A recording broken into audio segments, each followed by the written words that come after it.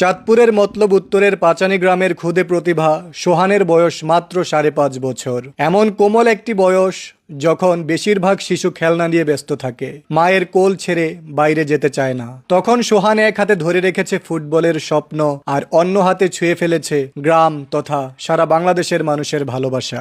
সোহানের বাবা একজন cycle mechanic.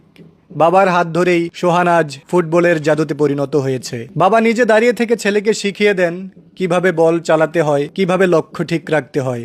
এই সাইকেল মেকানিক বাবার কঠোর শ্রম আর নিঃস্বার্থ ভালোবাসাই যেন সোহানের পায়ে যোগায় গতি, চোখে আনে দৃষ্টি। গ্রামের প্রতিটি মানুষ জানে সোহানের ফুটবলের পেছনে আছে এক নিঃশব্দ সংগ্রামী বাবার হাত। সেই হাতেই লুকিয়ে আছে ভালোবাসা, ত্যাগ আর অদম্য সাহস। দেশের বিভিন্ন অনলাইন সংবাদ মাধ্যম, ক্রীড়াভিত্তিক পেজ, এমনকি টেলিভিশনও তুলে ধরতে শুরু করে এই খুদে বিস্ময়ের গল্প। সাংবাদিকেরা আসে তার গ্রামে, তুলে আনে মাঠের সেই অসাধারণ মুহূর্তগুলো, যেখানে এক সাইকেল মেকানিক বাবা তার ছেলেকে ফুটবল শেখাচ্ছেন ভালোবাসা দিয়ে, স্বপ্ন দিয়ে। সোহানের রেইনবো ক্লিক বিস্মিত করেছে সবাইকে। বলটিকে নিজের দুই পায়ের মাঝখানে এনে পেছন থেকে ঘুরিয়ে প্রতিপক্ষের মাথার উপর দিয়ে পাঠানো হয়। দর্শনীয় ও দুরূহ এক জাদু।